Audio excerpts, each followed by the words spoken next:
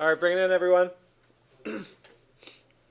So what we're going to do now is discuss basically what you did on your sketching exercise and what it means for our analysis process, right? So I'm going to present to you one more tool, which is if you go to the Ladybug and Honeybee page, and if you're looking through the different tools that are available on Hydra, Hell Hydra, you can download radiation analysis.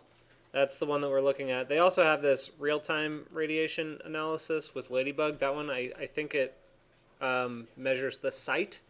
Don't get confused. It's the one that's called just radiation analysis.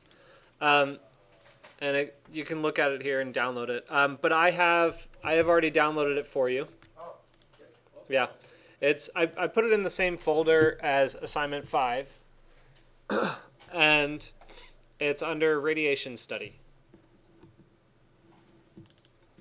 So in radiation study, we have obviously the sample file that I created for you, and this is our 30 by 50 pavilion thing, whatever you want to call it. It also has the radiation analysis grasshopper definition. So you can go ahead and get that started now as we're discussing. But what I want to jump back to is our sketching. So let me just go through and make sure they're all rotated properly. Boom.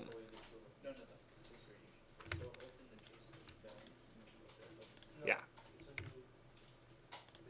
I'm just going to get this, I'm going to just drop it in and get it loading. It does take a while. The radiation analysis one can take a few minutes. On these computers, probably a real long time. So I'm just going to discuss then what we're going to do with our sketching, right? So at this stage, right, you guys went through the process of developing your concept sketch, and then you went through some environmental analysis sketching, which we've already done and exhaustively looked at the weather data, everything like that. We just recapped it all here. And then we went through the process of developing actual sections that respond to the influences of our building, right? So what we're tasked with now is we kind of developed 3 or 4 iterations of building sections that all have different solar implications, or at least for the most part, they all have solar implications. So this assignment is going to be to pick one of those and to develop your model to test its applicability to the solar conditions of our site. Does that make sense? So to get us started, let me see if Grasshopper got up and running. Yeah, it did. Okay, good. So what we're going to do basically is just plug in our weather data. You guys have this on the drive somewhere, I believe. What? The weather data for our current site? The EPW, yeah. So I'll get that location from you in a moment. But then once you plug that in, you're going to have to replace the BREP set here with the BREPs or surfaces that you have on your model, polysurfaces. And then it should be as simple as just toggling. So really what that looks like, and I'm just going to do Tennessee here as an example. So these buildings right here, they're all ready to be analyzed. If I just wanted to analyze them right now, I can just toggle it onto true, and it'll take a moment, but yeah. I'm going to pause this while it runs. It should take a minute. Oh, no, it ran really fast. Okay. So there's a preloaded BREP that's in here that will measure the kilowatt hours per meter squared that are hitting the building.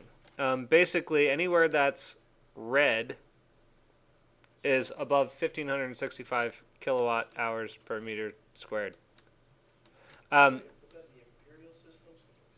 Yeah, we can transition it somewhere. I got to figure out where.